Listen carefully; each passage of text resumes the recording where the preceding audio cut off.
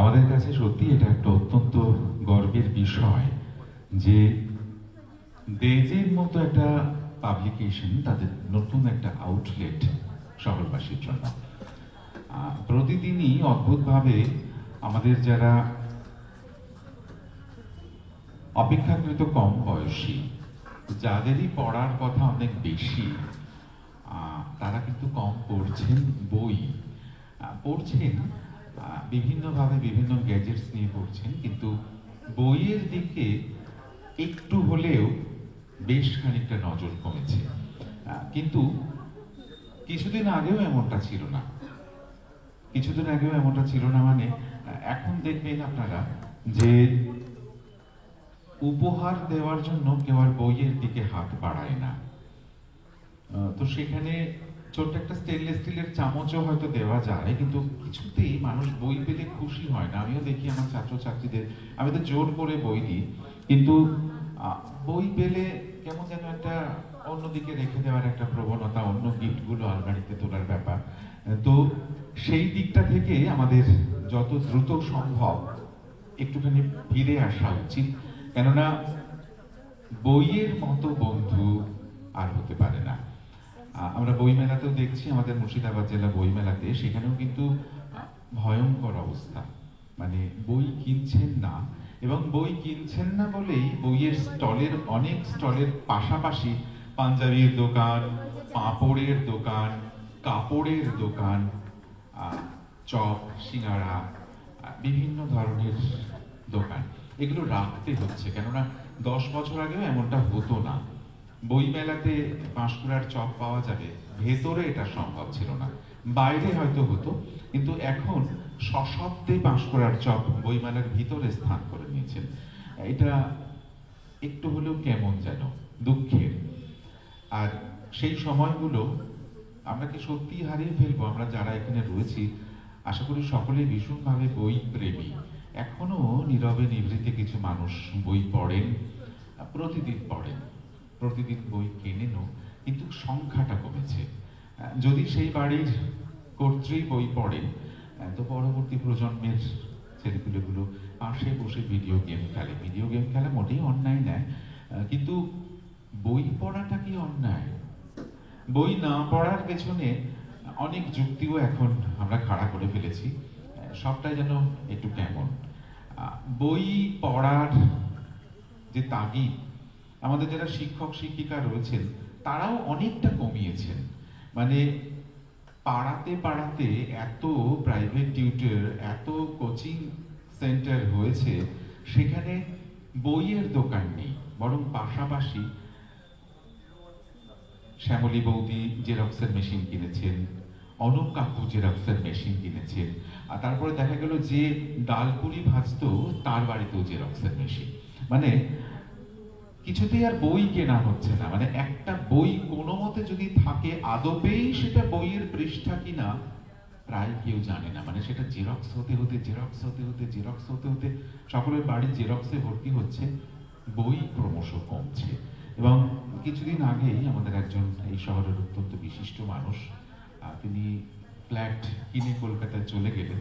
তো আমাকে তিনি ফোন করলেন যে, শোনো সুব্রত, যদি কিছু না মনে করো, আমার বাড়িতে কিছু বই আছে, তুমি নেবে? মানে সেটা একটা কিরকম যেন অপরাধের ব্যাপার। আমি তো একদম সোৎসাহে ছুটলাম, এবং সেটাও বেশ কিছুদিন আগেকার কথা, বছর 10 তো বটেই।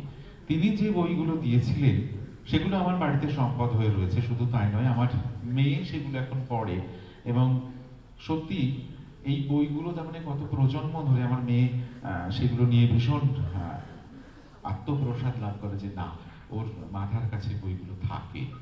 তো আমরা যদি বইয়ের দিকে ক্রমশ ফিরি, মানে এটা বলতে হচ্ছে যে আমরা উল্টো দিকে ফিরেছি, বিপ্রত দিকে ফিরেছি। বই কিনলে কেউ দেউলিয়া হয় না, এই অসাধারণ কথাটা আমাদের একটুখানি মনে করার দরকার।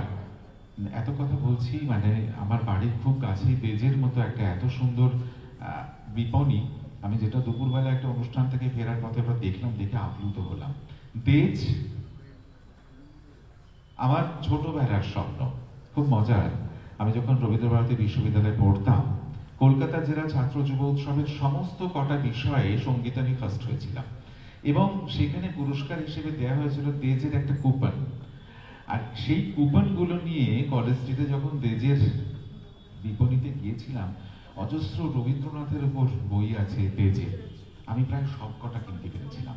এবং তখন মনে হয়েছে, তখন একটাই প্রকাশনী আমার কাছে, এমন মানে বেশ অর্থ সমস্যা ছিল, কিন্তু এই যে কুপনগুলো, ওই অ্যারেঞ্জমেন্ট আমি কিছুতেই ভুলতে পারি না।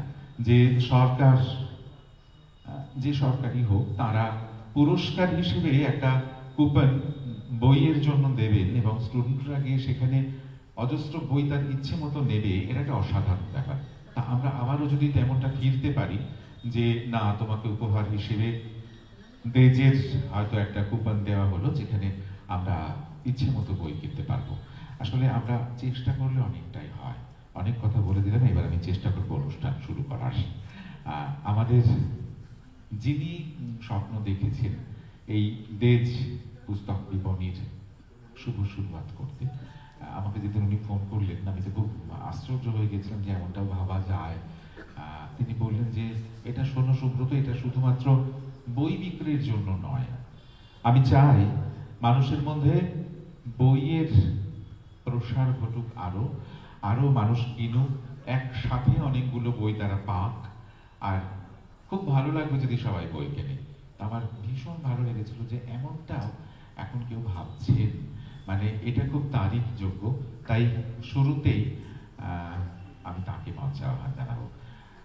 আমাকে বারবার বলেছেন যে কিছুতেই মঞ্চে আমি যাব না, কিন্তু আমি কিছুতেই শুনবো না, এবং আমরা সবাই জোরদার একটা করতালি দেব এমন একটা ভাবনার জন্য। এই ভাবনাটা সত্যি আমরা তার কাছে সাধুবাদ জানাই, আমরা শহরবাসী হিসেবে ভীষণ ভীষণ কৃতজ্ঞতা জানাই। আমরা এই মুহূর্তে আমাদের মধ্যে পেয়েছি সম্মাননীয় শ্রীযুক্ত শুভঙ্কর দে মহাশয়কে, কর্ণধার দেজ পাবলিশার্স। আমরা অনুরোধ করবো আমাদের মঞ্চে আসার জন্য। আছেন শ্রীযুক্ত নলিনী বেরা, সম্মাননীয় লেখক। আমরা অত্যন্ত গর্বিত, আর আপনাদের কাছে অনুরোধ করবো একটু করতালি দিয়ে আমরা ওদের স্বাগত জানাবো আমাদের মঞ্চে। শ্রীযুক্ত জয়ন্ত দে, সম্মাননীয় লেখক, আমরা অনুরোধ করবো মঞ্চে। শ্রীযুক্ত ইন্দ্রনীল সান্যাল, সম্মাননীয় লেখক, আমরা তাকে আমাদের মঞ্চে আহ্বান জানাই। মাননীয় শ্রীযুক্ত রমা প্রসাদ ভাস্কর, আমাদের অত্যন্ত সম্মানের একজন মানুষ। আমার তো মনে হয় যে শ্রীযুক্ত সুশান্ত চ্যাটার্জি, সম্মানীয় অধ্যাপক, আমরা তাকেও আমাদের মঞ্চে আহ্বান জানাবো। অসম্ভব ভালো গান করেন এবং তার পরিচয় নতুন করে দেবার কিচ্ছু নেই। স্যার, আমরা আজকের অনুষ্ঠানে আমাদের সম্মাননীয় যারা অতিথি রয়েছেন তাদের বরণ করে নেব। প্রথমেই মাননীয় কর্ণধার দেজ পাবলিকেশন শ্রীযুক্ত শুভঙ্কর দে মহাশয়, আমরা তাকে বরণ করে নেব। আর এই বরণের জন্য আমরা অরুণিমা ম্যাডামের কাছে অনুরোধ জানাবো। শ্রীযুক্ত শুভঙ্কর দে মহাশয়, সম্মানীয় কর্ণধার, অতিথি দেব ভব। আমাদের কাছে আমাদের সমস্ত অতিথিরাই দেবতুল্য। আমরা তাদের সসম্মানে বরণ করে নিচ্ছি। নলিনী বেরা মহাশয়, সম্মাননীয় লেখক, আমাদের মধ্যে উপস্থিত আছেন শ্রীযুক্ত নলিনী বেরা মহাশয়, আমরা সসম্মানে তাঁকে বরণ করব। শ্রীযুক্ত জয়ন্ত দে, সম্মাননীয় লেখক, মাননীয় শ্রীযুক্ত ইন্দ্রনীল সান্যাল মহাশয়, আমরা এবার তাঁকে বরণ করব। সম্মাননীয় শ্রীযুক্ত রমা প্রসাদ ভাস্কর মহোদয়, স্যারকে বরণ করব। বিস্ময়াবিষ্ট হতে হয় মানুষটিকে দেখে। সারা পৃথিবীর যত ইন্ডিয়ান ক্লাসিক্যাল ভোকাল ইনস্ট্রুমেন্ট তার রেকর্ড বেরিয়েছে বিগত বেশ কয়েক দশক ধরে, তার সমস্তটাই আমার কাছে রয়েছে। আমাদের স্যার আছেন এখানে, শ্রীযুক্ত সুশান্ত বাবু, আমাদের অত্যন্ত প্রিয়জন, শ্রদ্ধার মানুষ, আমাদের ভীষণ ভীষণ স্নেহ করেন। আমরা স্যারকে বরণ করব। আমরা কর্ণধার দেজ পাবলিশার্স শ্রীযুক্ত শুভঙ্কর দে মহাশয়ের কাছে একটা অনুরোধ করব, একটা পুষ্পস্তবক ম্যাডামের হাতে তুলে দেওয়ার জন্য। কারণ আজকের দিনটা এমনই, আর মনের মধ্যে কত ফুল রয়েছে। আমরা সত্যি দেব পাবলিসিস্টের কাছে বিশেষভাবে কৃতজ্ঞ, শহরবাসী, জেলাবাসী, প্রত্যেকের কল্যাণকর স্পর্শ থাকুক এই মঙ্গল প্রদীপ প্রজ্বলনে।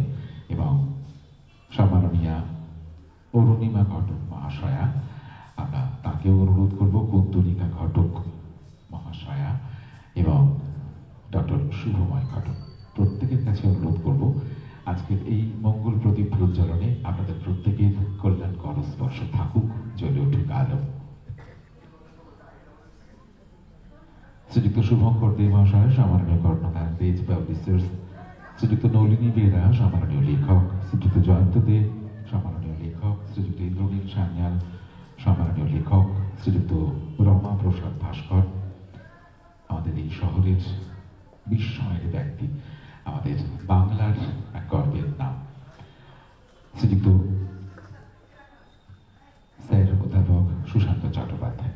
আমরা প্রত্যেকের কাছে অনুরোধ করব প্রত্যেকের কল্যাণকর স্পর্শে আমাদের আজকের এই পথ চলা, সেই পথ চলা সুন্দর এবং আলোকিত হোক। তারা প্রত্যেকেই এই অসাধারণ মুহূর্তটা আমাদের উপহার দিন। আমরা চাই প্রত্যেকটা বই মানুষের কাছে ভীষণভাবে আদৃত হোক। এরপরেই উদ্বোধনী সঙ্গীতের জন্য আমরা অনুরোধ করবো শুভকের শিল্পীদের কাছে।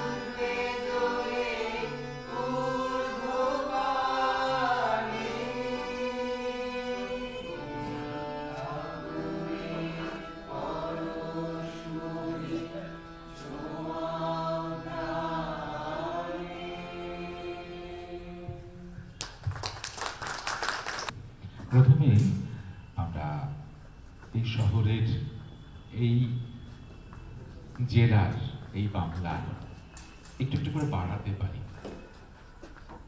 কখনো কখনো রাজ্য সঙ্গীত একাডেমির সংগ্রহশালায় সঙ্গীতের জন্য, তাদের সংগ্রহশালার মান বৃদ্ধির জন্য নূতন যে সংগ্রহশালা, সেই সংগ্রহশালাকে আরো রিচ করবার জন্য যে মানুষটির কাছে সারা ভারতবর্ষ হাত পাতে, কখনো কখনো বাংলাদেশের সরকারও হাত পাতে, আমরা তো যখন তখন বিরক্ত করি। তো তার যে সংগ্রহশালা, সেই সংগ্রহশালা অস্বাভাবিক সুন্দর এবং ভীষণ ভীষণ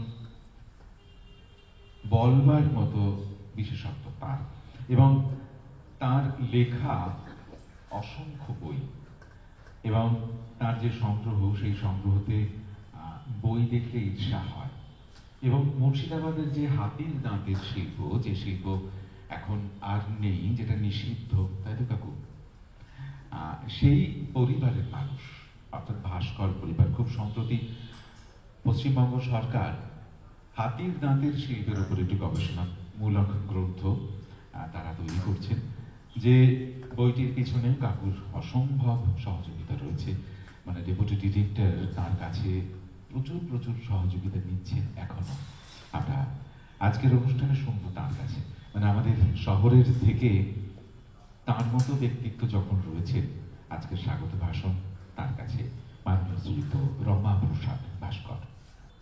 আজকে এই আনন্দময় অনুষ্ঠানে যোগ দিতে পেরে আমি নিজেকে ধন্য মনে করছি।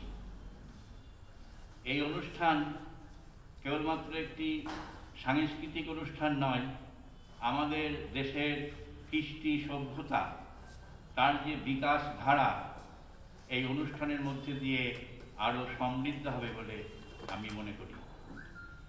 আমাদের মুর্শিদাবাদ অতি প্রাচীন একটি স্থান, ঐতিহ্যময়। এই স্থানে আমরা জানি নবাব, মুর্শিদাবাদ বলতেই নবাবদের কথা মনে হয়, কিন্তু তার বহু পূর্ব থেকেই এই মুর্শিদাবাদ অঞ্চল ছিল সমৃদ্ধ এবং শিল্প, সাহিত্য, সঙ্গীতের একটি অন্যতম কেন্দ্র। এখানে প্রাচীনকাল থেকে সংস্কৃত চর্চা বিশেষভাবে এবং বৈষ্ণব সাহিত্য চর্চা এখানে এই অঞ্চলকে প্লাবিত করেছিল, এবং এই বৈষ্ণব ধর্মপ্লাবিত এই অঞ্চলে অসংখ্য বৈষ্ণব গ্রন্থাদি রচিত হয়েছিল। সঙ্গীতের ক্ষেত্রেও তাই। পরবর্তী মূল যে কীর্তনের ধারা পরবর্তীকালে দরবারি সঙ্গীতের ঐতিহ্যে নূতন রূপ পায়, এবং কীর্তনের যে সমস্ত যে ধারা রয়েছে তার মধ্যে এই মনোহরশাহী ধারার এটি ক্ষেত্র এই মুর্শিদাবাদ। আমাদের শিল্পের ক্ষেত্রেও তাই, যে বিশেষ করে এখানকার শিল্প, এখানকার কাঁসার বাসন, এখানকার হাতির দাঁতের কাজ জগৎ বিখ্যাত। এইরকম একটি স্থানে দেশের মতন যে একটি পুস্তক ভাণ্ডার আমরা পাব, যা বর্তমান দিনে যতগুলো প্রকাশনা রয়েছে তার মধ্যে অন্যতম। আমাদের বইয়ের যে প্রয়োজন প্রতিদিন প্রতি ক্ষেত্রে আমরা অনুভব করি, কিন্তু আমরা এই বর্তমানে অনেক বই হাতের কাছে পাই না। এই প্রতিষ্ঠান তা সরবরাহ করবে এবং এই রকম যে মুর্শিদাবাদের যে ঐতিহ্যকে, সংস্কৃতিকে আরও এগিয়ে নিয়ে যাবে বলেই আমি মনে করি। এই প্রতিষ্ঠান আরও শ্রীবৃদ্ধি ঘটুক। আপনাদের সকলকে আমার আন্তরিক শ্রদ্ধা ও সম্মান জানাই। নমস্কার। রমা প্রসাদ ভাস্কর মহাশয়, আমরা কৃতজ্ঞতা জানাই তাকে। আমরা আমাদের মাঝে স্যারকে পেয়েছি, শ্রীযুক্ত সুশান্ত চট্টোপাধ্যায় মহাশয়, আমরা শুনবো তার কাছে। স্যার নমস্কার। মঞ্চে উপবিষ্ট বিশিষ্ট গ্রন্থকার এবং গুণীজন এবং সামনে বিশিষ্ট গুণীজনেরা, আজকে আমি এখানে বলতে উঠলাম, আমি জানতাম না আমি কিছু বলতে হবে আমাকে, আমার আসলে আজকে খুব ভালো লাগছে, কেননা শুভময় এবং রানু এবং রায়া এবং আইরিন, শুভময় এবং রায়া আমার ডাইরেক্ট ছাত্রী, এবং আমার এই পরিবারটার সঙ্গে বহুদিন ধরে একটা যোগাযোগ আছে, এবং আমি যেহেতু কলেজে পড়াতাম সেই সূত্রে এরাও আমার কাছে এসেছিলেন। যাই হোক, আজকে যে বইয়ের যে দোকান বা বইয়ের যে বিপণী শুরু হতে চলেছে, রানু বোধহয় তার মানে মালকিন যাকে বলে, তা সেই জন্যেই আমি আমার দিক থেকে মানে এই মানে কি বলবে এই সংস্থার বিশিষ্ট যারা এখানে আছেন, দেশ পাবলিকেশনের যারা আছেন, তাদের সহযোগিতা, তারা হাত বাড়িয়ে দিয়েছেন, এবং রানুর এটা যাতে সাফল্যমণ্ডিত হয় আমি সেই আশা করব। এবং সর্বোপরি যার কথা বলা উচিত আমাকে বিশেষ করে, সেটা হচ্ছে শুভময় আমার অত্যন্ত প্রিয় ছাত্রদের একজন। আমার মনে আছে, আজকে আমাকে বলতেই হচ্ছে সে কথা, শুভময় যখন ডাক্তারি পড়তে শুরু করলো, ও প্রথম যে ডাক্তারি বইটি পড়েছিল আমাকে এসে বলেছিল, স্যার আপনি আমার নামটা লিখে দিন এই বইটার ওপর। কাজেই ওর সঙ্গে আমার যে একটা টিউনিং, সেটা একটা অন্যরকম। আমি ওকে মাঝে মাঝে বই দিই, আমার খুব সুবিধা হলো দেশের বই এখন আমি এখান থেকে পাবো, এবং এই দেশের বই কিন্তু আর বোধহয় ওকে দেওয়া যাবে না, কারণ দেশের বইয়ের তো ওই তো মালিক, এখন দেশের বইয়ের সবকিছু ওর কাছে থাকবে, আমাকে অন্য পাবলিকেশনের বই দিতে হবে, আমার নিজের দুই একটা বই টই আছে সেগুলো দেব। যাই হোক, আমি আজকে এই অনুষ্ঠানটার সর্বাঙ্গীন সাফল্য কামনা করছি, এবং এই যে প্রতিষ্ঠান পুস্তক বিপণী, এটা আমাদের হাতের কাছে দেশের মতো একটা পাবলিকেশন তাদের পৌঁছে দিয়েছে। কারণ আমি অ্যাকচুয়ালি কলকাতার লোক, এবং কলকাতায় আমি বই কিনতে গেলে দেশে গিয়েই বই কিনি, কারণ ওখানে 20% কমিশন পাওয়া যায়। এটা একটা প্রত্যেকেরই বই কিনতে গেলে একটা কমিশনের ওপর একটা ভীষণ লোভ থাকে, আমারও লোভ আছে, এবং আমি দেশ থেকেই বই কিনি, এবং এবার থেকে আপনাদের ওই দোকানে যাব না, এই দোকান থেকেই কিনবো। ধন্যবাদ সবাইকে, ধন্যবাদ দেন, আপনাদের খুব ভালো কাটুক সন্ধ্যে, আজকে আনন্দে কাটুক, ধন্যবাদ। ডক্টর সুশান্ত চট্টোপাধ্যায়, আমরা কৃতজ্ঞতা জানাই তাকে। আমরা সবসময় আমন্ত্রণ জানাবো আমাদের এই নূতন বিপণীতে। আমরা এবারে শুনব কর্ণধারের কাছে, সম্মাননীয় কর্ণধার, দেশ পাবলিকেশন শ্রীযুক্ত শুভঙ্কর দেব মহাশয়। নমস্কার। আমি ঠিক বলি টাইপের লোক নই, কথা খুব একটা বলতে পারি না। তাও যেটা বলার সেটা হচ্ছে যে কিছু প্রসঙ্গ আলোচনা হয়ে গেছে, যিনি প্রোগ্রামটাকে টিউনে বেঁধেছেন তিনি কিছু কথা বলেছেন, বই পড়া না পড়া, কম পড়া বেশি পড়া। পাশাপাশি আরেকটা কিছু বলতে হবে, সেটা হচ্ছে এই যে বই তো আদতে একটি পণ্য, সেটি তৈরি করা হয় এই কারণে সেটি লেখকের হাত থেকে পাঠকের হাতে পৌঁছবে প্রকাশকের মাধ্যমে।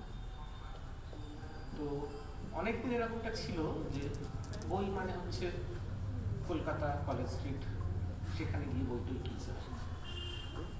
সময় বদলালো, এখন দেখব বাড়িতে বসে ওই ফোনের সাহায্যে বই কেনা যায়, বাড়িতে বই চলে আসে।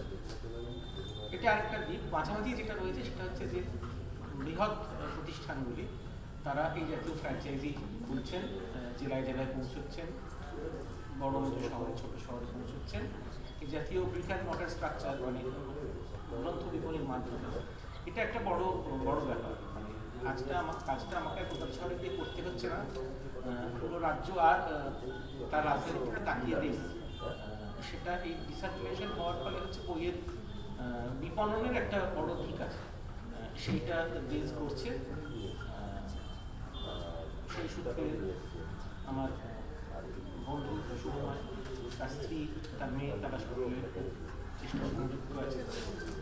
এই প্রচেষ্টা সাফল্য লাভ করুক, এই প্রতিষ্ঠানের বই আপনাদের হাতের কাছে এলো, কাজেই প্রকাশক চেষ্টা করেছেন, ডেজের নিজস্ব লেখকরা তাদের উপহার সাজিয়ে দিয়েছেন, বাকি দায়িত্ব আপনাদের। বইটা কিনুন, দোকানটাকে চলতে হবে, সিম্পল অ্যাজ দ্যাট। অনুরোধ জানাবো শ্রীযুক্ত জয়ন্ত দে মহাশয়কে, সম্মানীয় লেখক। সবাইকে আমার প্রণাম। এই মুর্শিদাবাদ শহরে আমার মানে দ্বিতীয়বার আসা, এর আগে একবার এসেছিলাম। যাই হোক, মানে এবার আসাটা খুব সাধুর উদ্দেশ্যে। একটা বইয়ের দোকান মানে পুস্তক বিপণী খোলা হচ্ছে এবং সেটা দেজের, এবং দেজ থেকে করা হচ্ছে, এবং একজনরা তারা দায়িত্ব নিয়েছেন আপনাদের কাছে দেজের বই পৌঁছে দেওয়ার। আসলে বই পৌঁছে দেওয়াটা ছোটবেলা থেকে বইয়ের জন্যই যেন মানে আমি ছোটবেলায় বিশেষত বই উপহার পেতে ভীষণ ভালোবাসতাম, কিন্তু লেখাপড়ায় ভালো ছিলাম না বলে কোনোদিন বই উপহার পেতাম না। হ্যাঁ, ভালো খেলতাম বলে অন্য জিনিস পেতাম, কিডস ব্যাগ পেতাম, বুট পেয়েছি, কিন্তু কোনোদিন বই পেতাম না। বইয়ের জন্য মানে আমাকে খুব মানে কসরত করতে হতো। আর বইয়ের দখল থাকতো আমার দিদিদের হাতে। আপনারা সবাই বড় আছেন, তাই বড়দের গল্প বলি। আমি ছোটবেলায় আমি যেখানে মানুষ হয়েছি তার নাম হচ্ছে কালীঘাট। কালীঘাটটার একটু ভূগোলটা যদি জানেন, একদিকে পটুয়াপাড়া, ডান দিকটা পুরো বেশ্যাপাড়া, বাঁ দিকটা আমাদের সমস্ত বাড়ি ভদ্রপাড়া, তারপর কালীঘাট বাজার, কালীঘাট মন্দির, কালীঘাট শ্মশান। মানে কালীঘাট জন্ম হচ্ছে কালীঘাট মানে ঠাকুর বাড়ি থেকে, ঠাকুর জন্ম হয় যেখানে পটুয়াদের জায়গা থেকে কালীঘাটটা জন্ম হয়, আর কালীঘাট মহাশ্মশানে গিয়ে তার মৃত্যু হয়। এইটুকুনি জায়গায় আমাদের ভূগোল ছিল, আমরা ঘোরাঘুরি করতাম। এখানে বই পাওয়া খুব মানে অনেকগুলো ছোট ছোট লাইব্রেরি ছিল। আর আমার দিদি মাস্তদের বিশ্ব সব দিদিরা ওইখানে যে পরিবারগুলো থাকতাম, আমাদের বাড়ির ঠিক পেছন দিকটাই, ওই বললাম ভদ্রপাড়া, আমাদের বাড়ির পেছন দিকটাই কিন্তু রবি ঘোষের বাড়ি, রবি ঘোষ অনুবাবু তাদের বাড়ি, মানে কালীঘাট হাই স্কুল। তা বই পাওয়া কিন্তু তখনকার দিনে এন্টারটেনমেন্টের দায়িত্ব নিত বই, মানে বই এবং মাঝে মাঝে আরেকটা বই ছিল, সেটা হচ্ছে সিনেমা। ওটা সিনেমা পড়াও বটে। আমি ছোটবেলায় কিন্তু বই সেভাবে মানে পড়তে পারতাম না। যখনই পড়তাম তখনই শুনতাম এটা বড়দের বই, এবং মার খেতাম, ঝাড় খেতাম, আমার হাত থেকে বই দখল হয়ে যেত। ক্লাস 7-এ যখন পড়ি তখন নবকল্লোল আসলে পরে আমি যেভাবেই হোক চুরি করে, দিদিরা যখনই বাথরুমে ঢুকবে যেখানে যাবে আমি নবকল্লোলটা, মানে আমার বড়দের বই পড়ার প্রতি আগ্রহটা বেশি ছিল আর কি। ছোটদের বই পড়তাম না। ছোটদের লেখাটাও আমি পরে লিখতে এসেছি, আগে কিন্তু বড়দের লেখাটা লিখেছি। একটা জীবনে স্বপ্ন দেখতাম যে আমি যে ঘরটা থাকবো তার চারদিকে বই থাকবে। এখন কিন্তু আমার চারদিকে বই থাকে। আর একটা জিনিস, মানে লেখালেখি করে মানে শুধুমাত্র বই আমাকে কিন্তু আজকে এই জায়গাটা দাঁড় করে দিয়েছে। মানে মনে করুন আমার মতো ছেলে কি করতে পারতো, মস্তান হতে পারতো, দোকানদার হতে পারতো, খুব বেশি জোর লেখাপড়া করলে, আরেকটু লেখাপড়া করলে একটা সরকারি চাকরি টাকরি জুটতে পারতো। আমি কিন্তু মানে লিখে কিন্তু বাড়ি গাড়ি নারী সব পেয়েছি, এবং তার সঙ্গে সঙ্গে মানে কি বলবো, মানে একটা খুব সম্মানযোগ্য চাকরিও করি। আমি সাপ্তাহিক বর্তমান কাগজের সম্পাদক, এবং শরীর স্বাস্থ্য ম্যাগাজিন, যেটা ডাক্তারবাবুদের ম্যাগাজিন, সেই ম্যাগাজিনেরও সম্পাদনা করেছি। নমস্কার। শ্রীযুক্ত নলিনী বেরা মহাশয়, সম্মানীয় লেখক। অসতমা সদ্গমন তমসমা জ্যোতির্গমন। আজকে যে কোভিডের জন্য আমরা কেন সারা বিশ্ব বিপর্যস্ত, সেই রকম দিনগুলোতে আপনাদের এখানে এমন একটা অনুষ্ঠানে যোগ দিতে এসেছি, এর জন্য সত্যি অহংকার বোধ করছি। বহরমপুর এটা ঐতিহ্যবাহী সংস্কৃতিশালী শহর, এমন একটা শহর, এই শহর থেকেই একদা মহাশ্বেতা দেবী, সৈয়দ মুস্তফা সিরাজ, অতীন বন্দ্যোপাধ্যায়ের মতো লেখক উঠে গিয়েছেন। উঠে কলকাতায় তাদের সাহিত্য চর্চা করেছেন, এবং সারা বাংলায় তো বটে, সারা ভারতবর্ষ তাদের আধিপত্য, বিশেষ করে সাহিত্যে, মা সেটা তো আরো অনেক দূর এগিয়েছেন। এমন একটা শহরে যে সংক্রান্ত একটা বিপণী, তার উদ্বোধনে আমরা এসেছি। সেটা দেজ পাবলিকেশন এই নামেই খ্যাত। তার যে কনিষ্ঠ প্রকাশক, কনিষ্ঠতমই বলব, আমাদের একেবারে সন্তান সমূহ শুভঙ্কর শুধু বহরমপুর নয়, সারা বাংলাতে বিভিন্ন জায়গায় এই বইয়ের বিপণী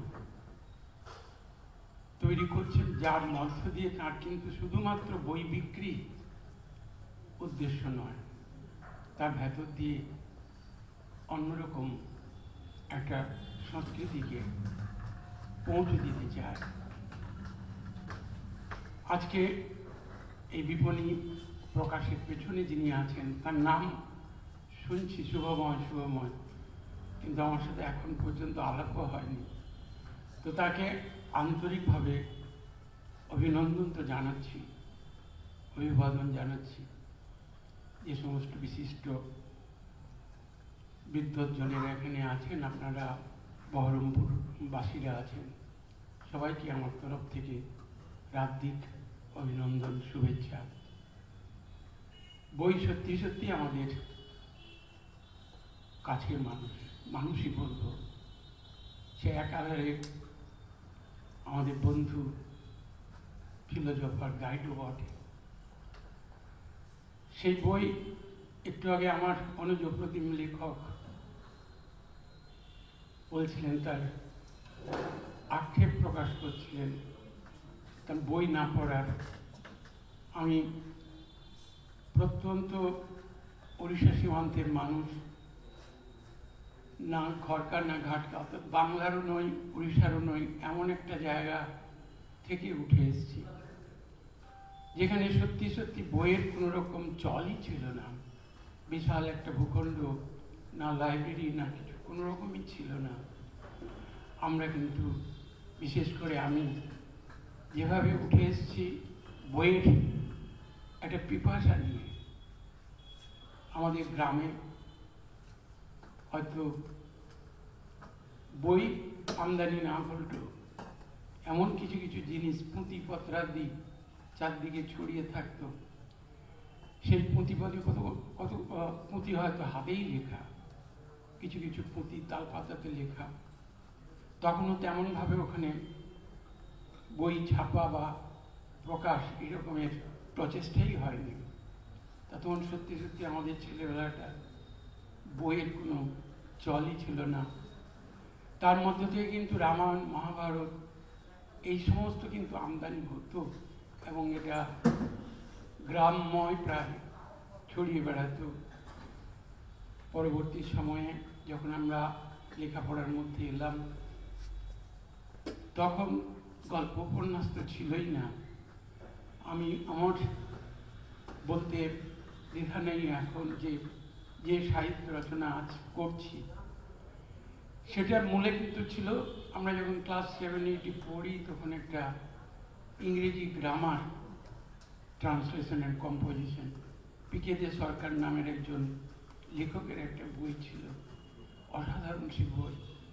তার যে অংশটুকুতে অনুচ্ছেদ ছিল একটা, যেখানে বাংলা থেকে ইংরেজি করতে হতো বা ইংরেজি থেকে বাংলায় অনুবাদ করতে হতো, সেই যে সমস্ত কথাগুলো থাকতো সেখানে, সেটা যে কাল লেখা, কোথা থেকে লেখা বা তার রচনাকারকে, কিছুই থাকতো না।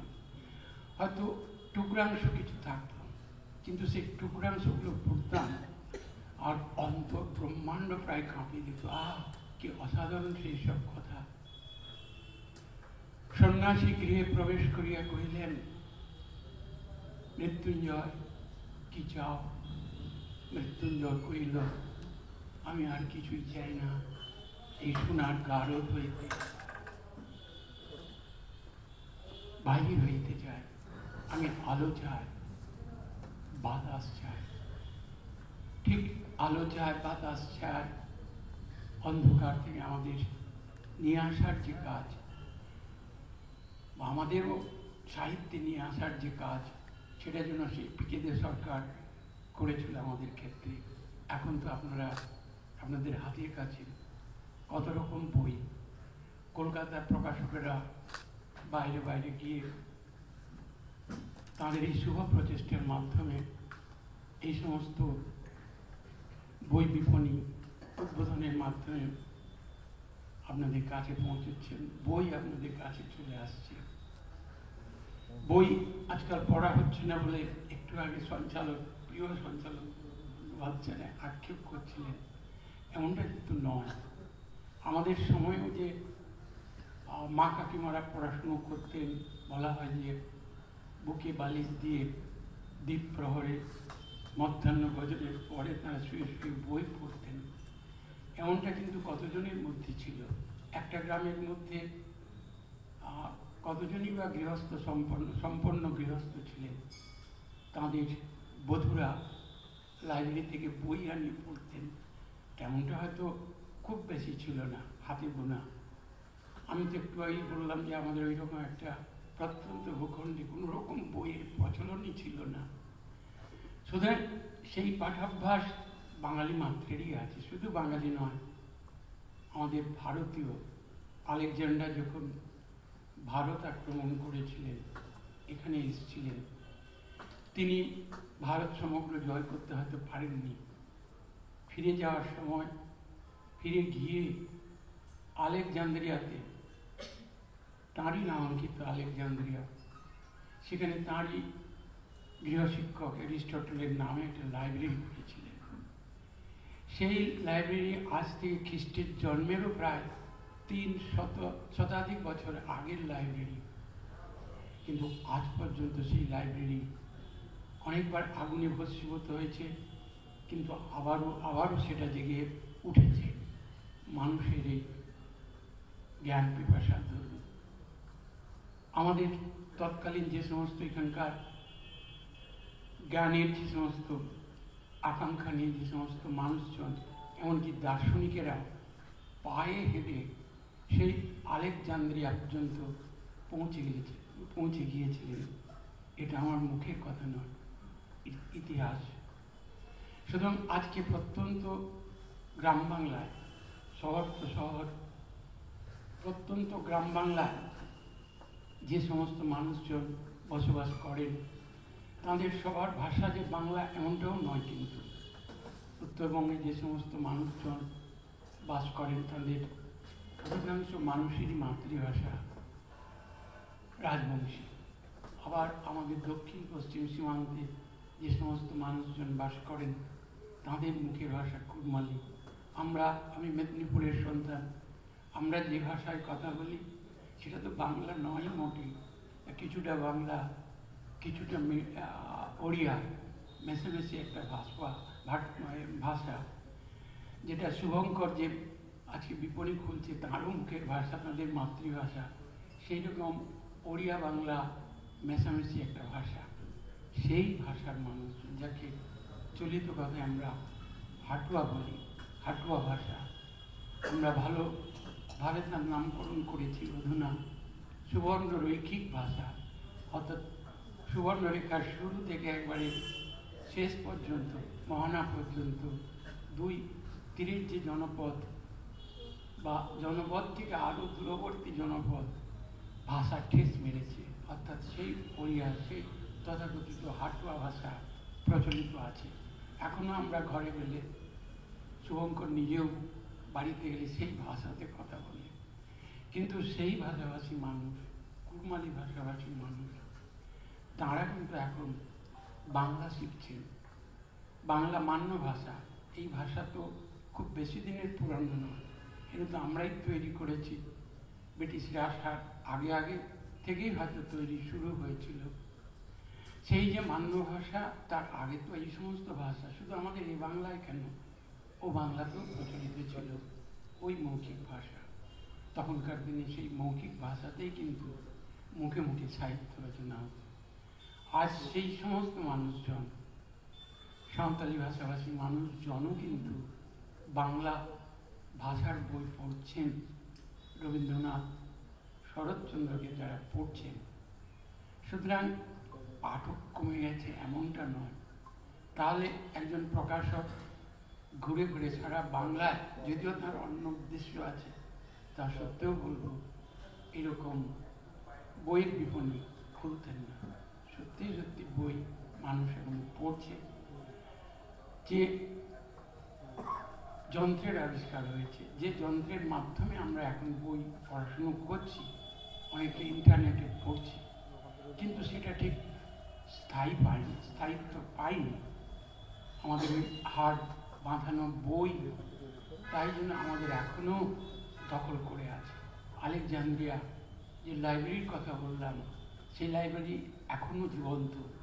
সেখানে যেমন এই হার্ড বাইন্ডিংয়ের বই মানুষে পড়ছে, তেমনি হয়তো ইন্টারনেট বা ওই যন্ত্রের মাধ্যমে পড়াশুনো করছে।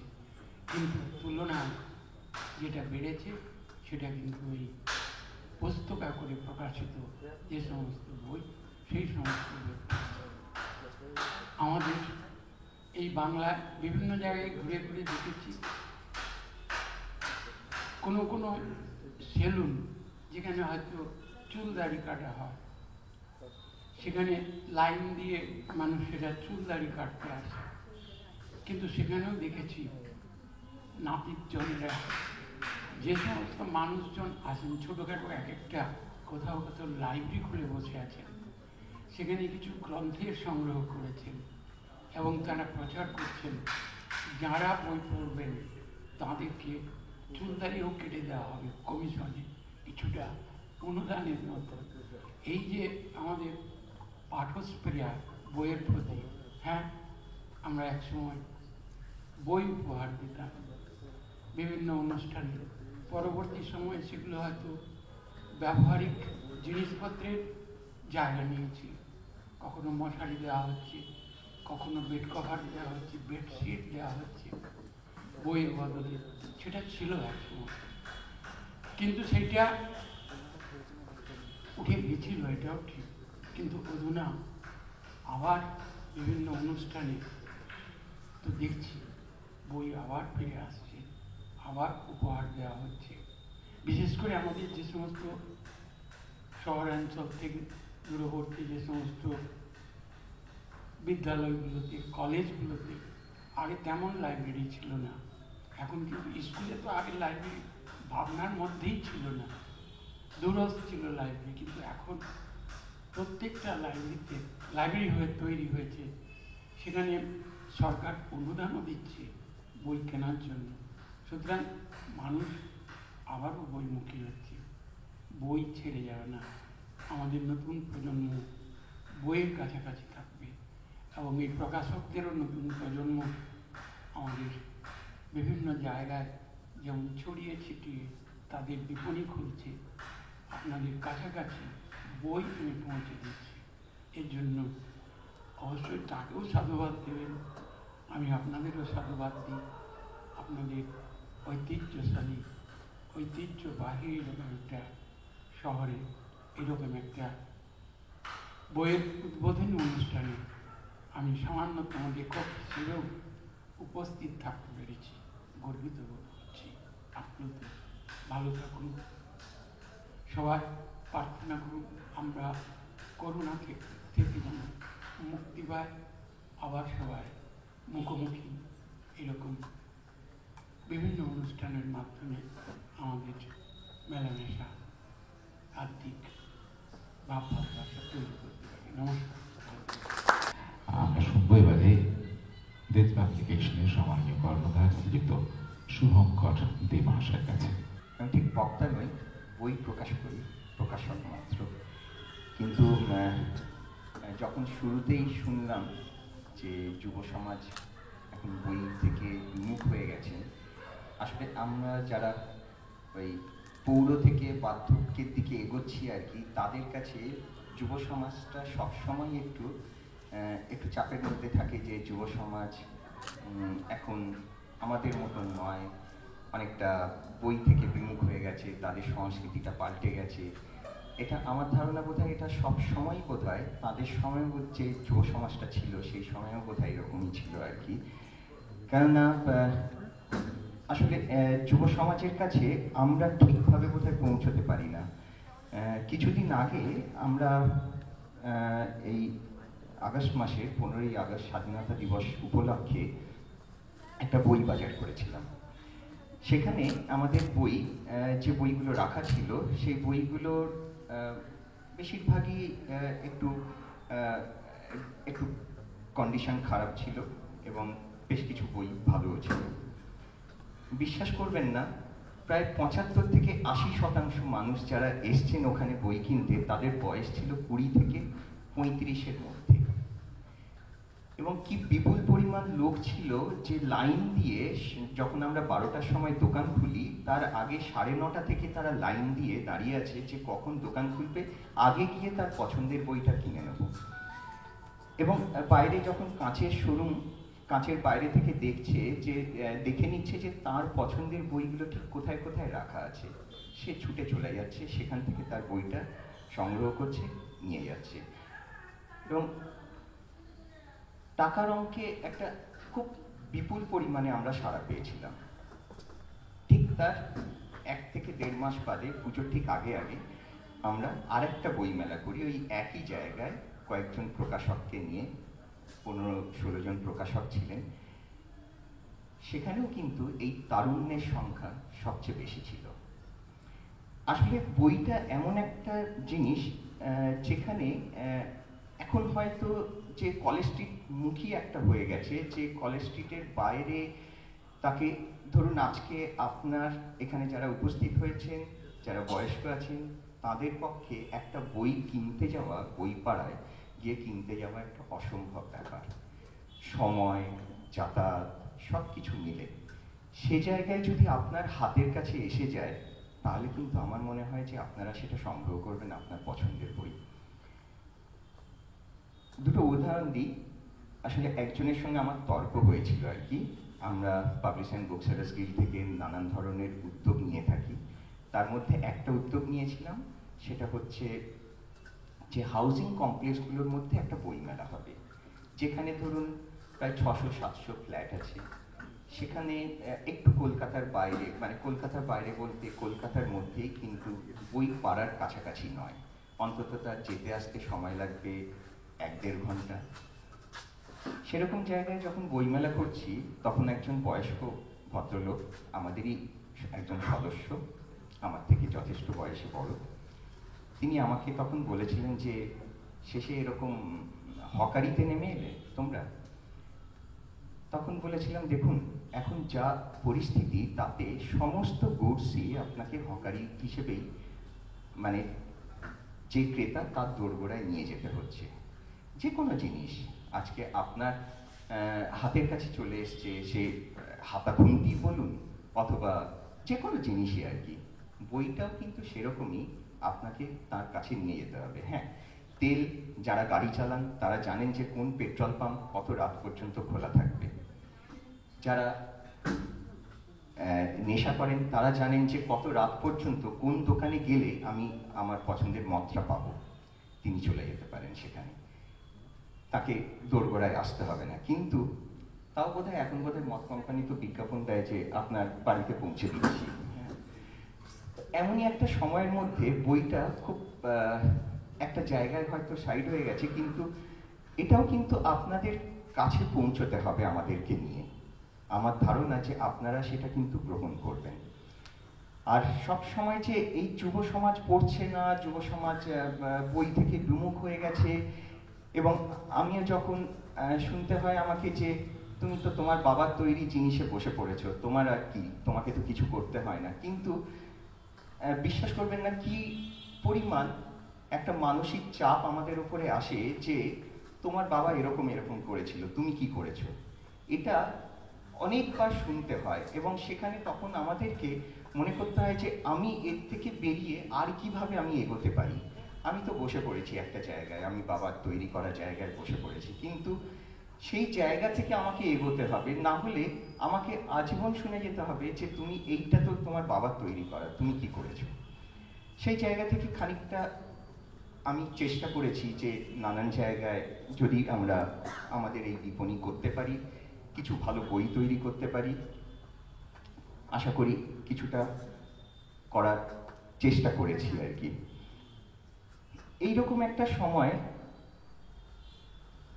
আমার মনে হয়েছে যে যখন আমার কাছে এসেছিলেন যে আপনাদের একটা দেজের বিপণী আমরা বহরমপুরে খুলতে চাই, এবং মা আর তার মেয়ে এখনো যুবতী, তো এসে যখন বললেন যে এরকম, তখন দেখে মনে হয়েছে আমার যে এটা তো এখনো তো মরে যায়নি, যে বই পড়ছে না, আর যদি বই না পড়ে তাহলে এরকম বহরমপুরের মতন একটা জায়গায় বই বিপণী করে তার লাভ কি। তার থেকে তো একটা শাড়ির দোকান করলে বোধহয় বেশি বিক্রি হতো, কিন্তু তারা তো সেই আগ্রহ দেখিয়েছেন যে না, আমরা এখানে বইয়ের দোকানই করব। এবং আমাদেরও মনে হয়েছে যে যদি আমরা এরকম বিভিন্ন জায়গায়, বাংলার বিভিন্ন জায়গায় যদি আমরা তাদের কাছে পৌঁছতে পারি যারা বইকে ভালোবাসেন, তাহলে মনে হয় যে বইটা বেঁচে থাকবে। এবং আমরা যারা আমাদের পরবর্তী জেনারেশনকে, আমাদের ছেলে মেয়েকে সবসময় ওই হ্যাঁ তুমি ইংরেজি বইটাই পড়ো, তোমাকে বাংলাটা না পড়লেও হবে, সেই জায়গা থেকে আমার মনে হয় যে যদি একটু বাংলাটাও তাদেরকে পড়াই, তাহলে কিন্তু এই ভাষাটাও আমাদের বেঁচে থাকবে। আর দুটো কথা, একটা হচ্ছে এই উপহারের কথা যখন এলো, বাবার কাছে শুনেছি যে বাবা তার বিয়েতে 25টার উপরে বই পেয়েছিলেন নিজে একজন প্রকাশক হয়ে, এবং সেখানে আমাদের নিজেদের প্রকাশনায় সেই সময় যে সব বইগুলো বেরিয়েছিল তার মধ্যেও সেই বই উপহারের মধ্যে ছিল আর কি। এবং আমিও আমার বিয়েতেও বেশ কিছু বই পেয়েছিলাম। আর বইটা পেলে একটা ভালো লাগে যে সেখানে আমি আমার যিনি উপহার দিচ্ছেন তার নামটা লেখা থাকে, এবং পরবর্তী সময় সেটা স্মৃতিতে অনেক দূর নিয়ে যাওয়া যায়। আমি আমার পরের প্রজন্মকে তার ঘটনার কথা বলতে পারি। এবং বিশ্বাস করবেন না, আমার নিজের কাছে ফুটপাত থেকে যখন অনেক বই আমি সংগ্রহ করেছি, তার মধ্যে এমন অনেক রকমের সই করা বই পেয়েছি। একটা বই পেয়েছিলাম শিবরাম চক্রবর্তী সই করে উপহার দিয়েছিলেন কারুর একজনের বিয়েতে, এবং তিনি যেভাবেই হোক সেই বইটা বিক্রি হয়ে যায়, এবং ফুটপাত থেকে আমি সেই বইটা কিনি, ফুটপাত নয় বই বাজার থেকে একটা বই কিনি আর কি। এরকম আমার কাছে শরৎচন্দ্রের সই করা বই আছে,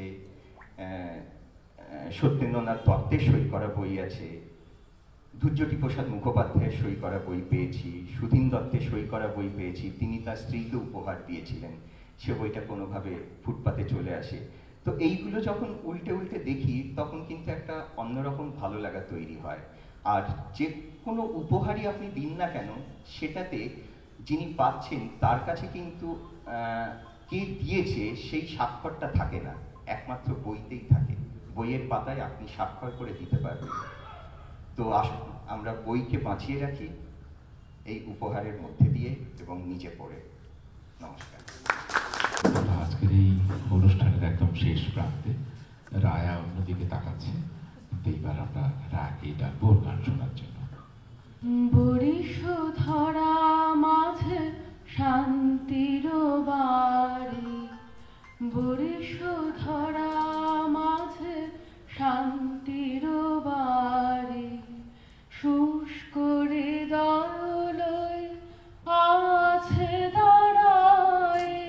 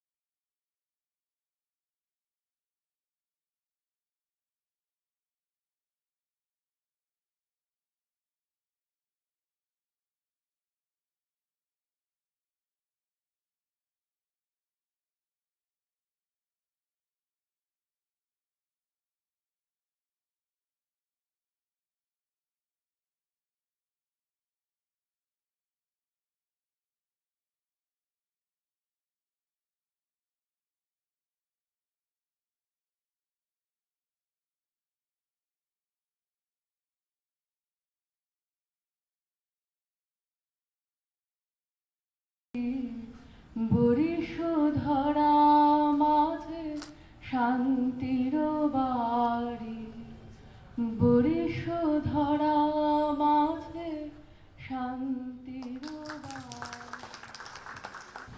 ডক্টর শুভময় পাঠক মহাশয়কে অনুরোধ করবো আমাদের মঞ্চের যারা সম্মাননীয় অতিথি তাদের আমাদের বহরমপুরের যে ঐতিহ্যের মিষ্টির কথা আমরা শুনি, আর সেই মিষ্টি আমরা তুলে দেব আমাদের সম্মাননীয় অতিথিদের হাতে।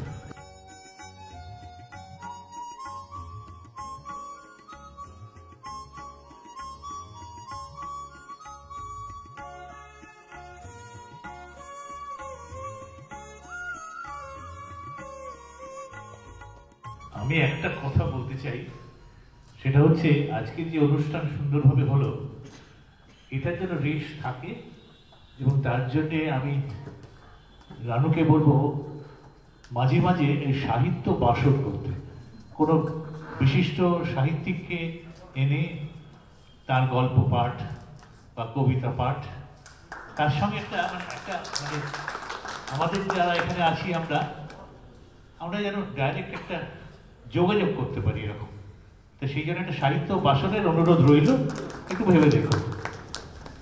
আমাদের আজকের এই সুন্দর অনুষ্ঠানে আমরা শুভ পরিসমাপ্তি ঘোষণা করছি, আর আমাদের যে পুস্তক বিপণী তাদের সবাইকে আমন্ত্রণ জানাচ্ছি।